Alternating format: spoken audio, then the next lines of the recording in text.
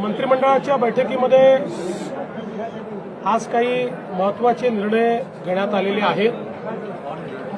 यामध्ये विशेषतः गेल्या काही महिन्यांमध्ये सातत्याने महाराष्ट्रामध्ये जी अतिवृष्टी झाली आणि त्यामध्ये शेतकऱ्यांचं जे काही नुकसान झालं या संदर्भात एक आढावा आम्ही घेतला।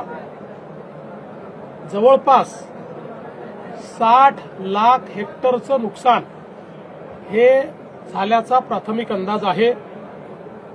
यापैकी पहिल्या टप्प्यातलं जे काही नुकसान होतं ऑगस्टपर्यंतचं त्याकरता 2215 कोटी रुपये हे राज्य सरकारने वितरित करणं चालू केलेलं आहे। ई-केवायसीचे जी काही अट होती ती शिथिल करून ॲग्रीस्टॅकच्या रेकॉर्डप्रमाणेच हे पैसे देण्याचा आम्ही निर्णय घेतलेला आहे आणि त्या संदर्भातली कारवाई आम्ही सुरू केलेली आहे। असाही निर्णय करण्यात आलेला आहे की आता पुढच्या 2-3 दिवसात सगळ्या प्रकारची माहिती आमच्यापर्यंत पोहोचेल। काही ठिकाणी पाणी असल्यामुळे योग्य प्रकारचं असेसमेंट घेता येत नव्हतं आणि म्हणून त्यांना अधिकचा वेळ आपण दिलाय।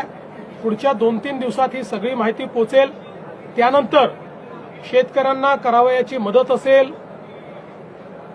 जी खरडून गेलेली जमीन आहे त्याच्याकरता करायची मदत असेल, विहिरींच्या संदर्भात करायची मदत असेल, घरांच्या संदर्भातली मदत असेल, तातडीची मदत जी आपण सुरू केली आहे त्या संदर्भातले निर्णय असतील, वेगवेगळ्या प्रकारे ज्या ज्या प्रकारचं नुकसान झालेलं आहे त्या सगळ्या नुकसानाच्या संदर्भात एक कॉम्प्रिहेन्सिव्ह पॉलिसी तयार करून आणि ही सगळी जी काही मदत आम्ही करणार आहोत ही पुढच्या आठवड्यामध्ये त्या संदर्भातली घोषणा आम्ही करू।